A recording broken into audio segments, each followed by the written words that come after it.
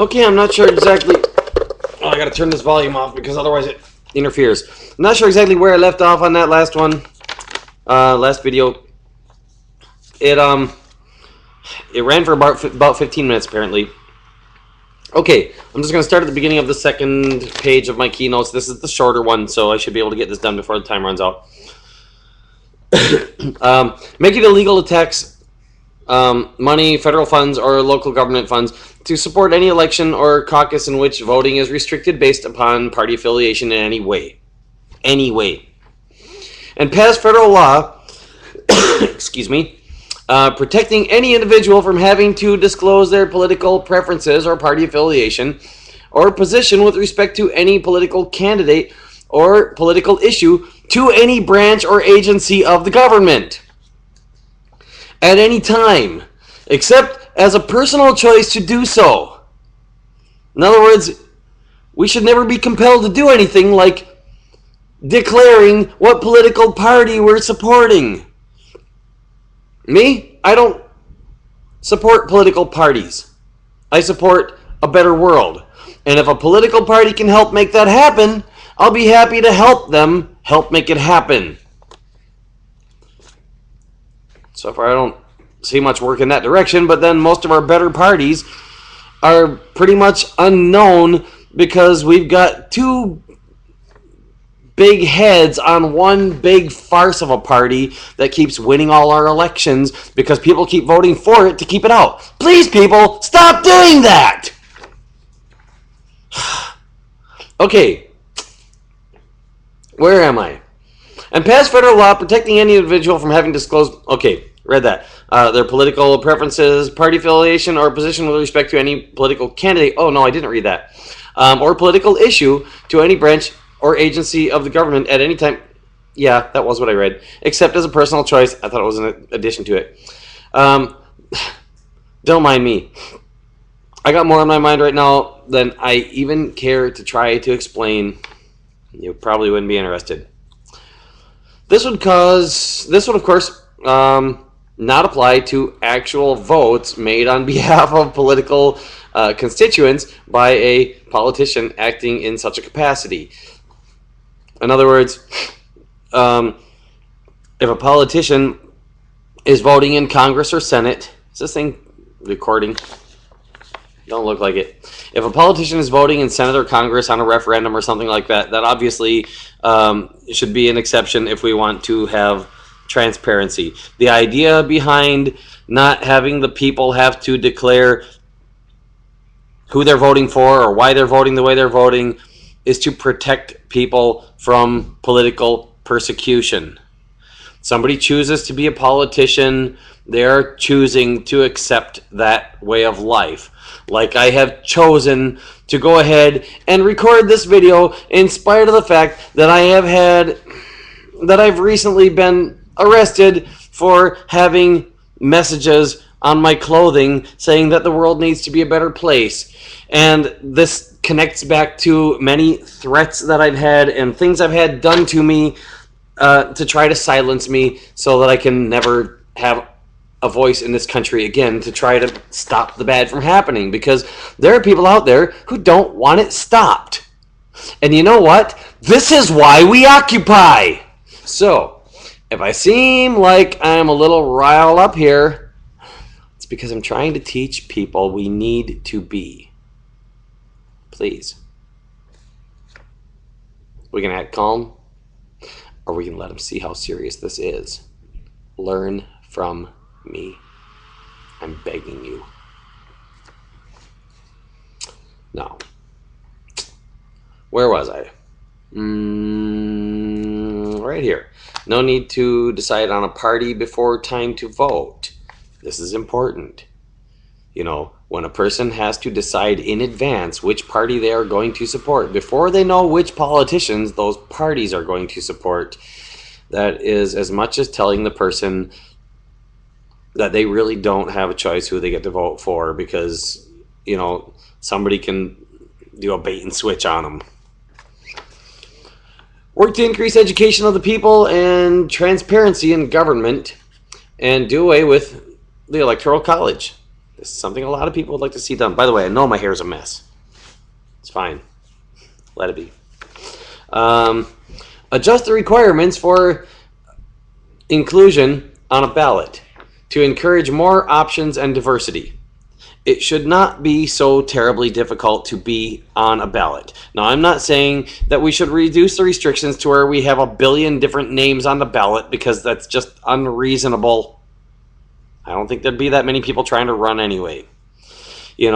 But sure, have some restrictions. Make it so that there actually is some public interest shown in electing the person, before going ahead and putting them on the ballot and wasting people's time reading a name. But heck, 2 choices per position? At most 3 or 4? Come on, give us a break here. We would like to have more than just one side or the other of the same dirty penny. Is that asking too much? Let your politicians know that. Please, tell them. Dump the Democrat and the Demopublican Party. If they stop running Demopublican, let them know. That will increase your chance of voting for them. As a matter of fact, if a whole bunch of us, if 100 million of us or so, decided to swear off voting Demopublican ever again, unless they actually got their act together and really had a candidate that deserved our vote, they'd clean up their act. And other parties would start getting their act together.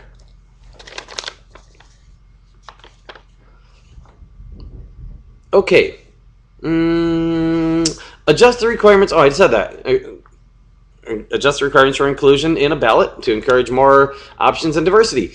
Implement campaign finance reform if needed at that time. If we get a good electoral system that actually works, campaign finance reform is not going to be all that terribly important. Might still be helpful. Good to be considered regardless.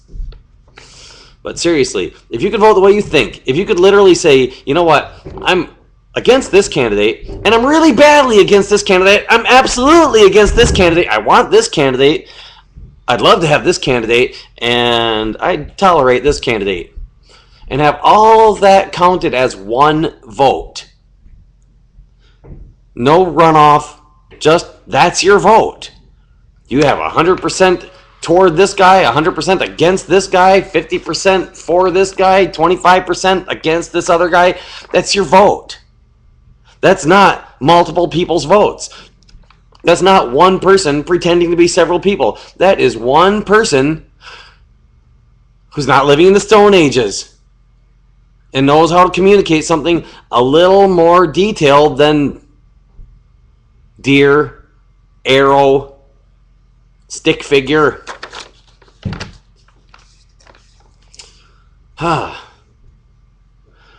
Look into reasonable limitations on slime and slander ads.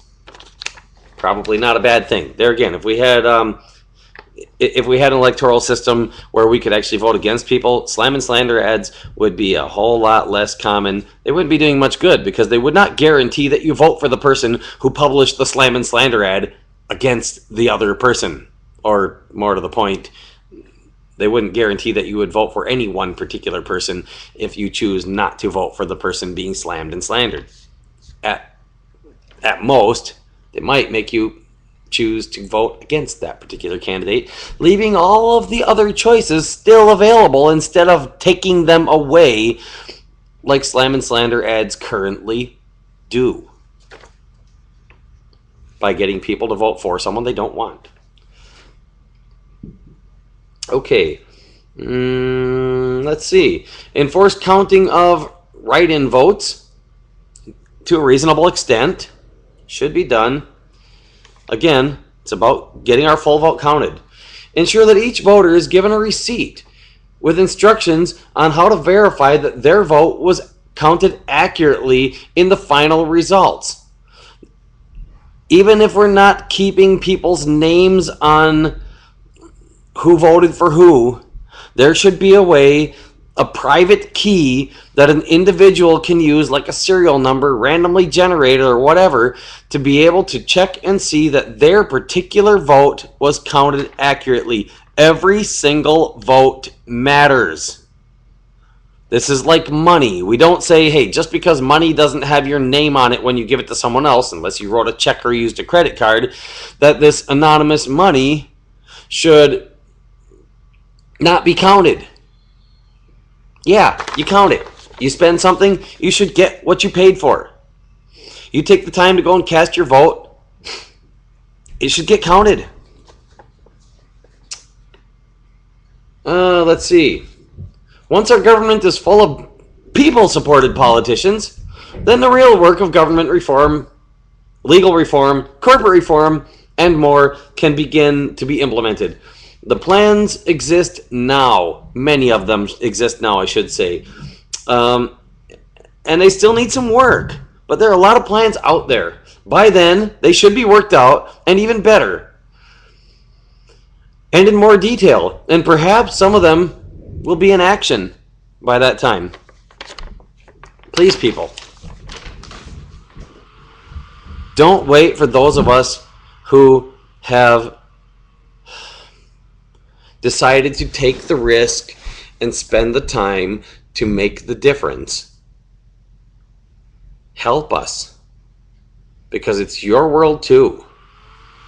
And look at I don't want to use an impolite word. Look at what those of us who stand up for your rights have to go through. And think to yourself, is this fair that we should have to make such sacrifices for your world and we don't even get to enjoy it? Because that's the world I live in. I live in a world that I don't get to enjoy. I can't be with who I want to be with. I can't be where I want to be. Do what I want to do. And I am not saying that I couldn't give this life up. But your rights are too important for me to give this life up. This life will have to be taken from me if someone wants me to stop living it. And I hope that instead of doing that, instead of taking my life away either by killing me or worse, that they will recognize that I mean them no harm, that when I say I am trying to make your world better, I'm talking to them too. It's not just about the poor people. It's not just about the oppressed people. It's about people. All people. And not just human people for that matter. Cats and dogs and cows and birds and you name it. And I'm not saying that we can't have our domestic livestock. You know, I don't want to say that people need to, not have their weapons to protect themselves or anything like that. This is not for me to say. It is not my place. Some people have taken it upon themselves to say such things. That's their place, not mine. What I'm saying is that all thinking organisms should be respected. If a life is taken so that you can eat, it shouldn't be taken without thought. It shouldn't be taken without consideration. I don't care if that's a carrot. Have consideration for it. It's valuable, or you wouldn't pay money for it. So, please, try to make some sense of what I'm saying. And do what you can. Teach other people. Spread this video around and make it go viral for me if you would, And if people out there can do that, you might just save my life. And you might just save me from disappearing. And even if you don't, you'll have helped me get done what I've worked so hard to do. Get us a little closer to it. I'll probably never live to see it. That's sad. Let the next generation live to see it. Maybe let yourself live to see it. Help me to help you. Let my raving lunacy spread. Whatever you want to call it. Just learn from me, please. And learn from each other. Learn to learn from each other. Learn to communicate with each other. This is so important. Your brain has thinking brain cells. They talk with each other. Learn from their example. Become a thinking society. I'll try to get back to more on that.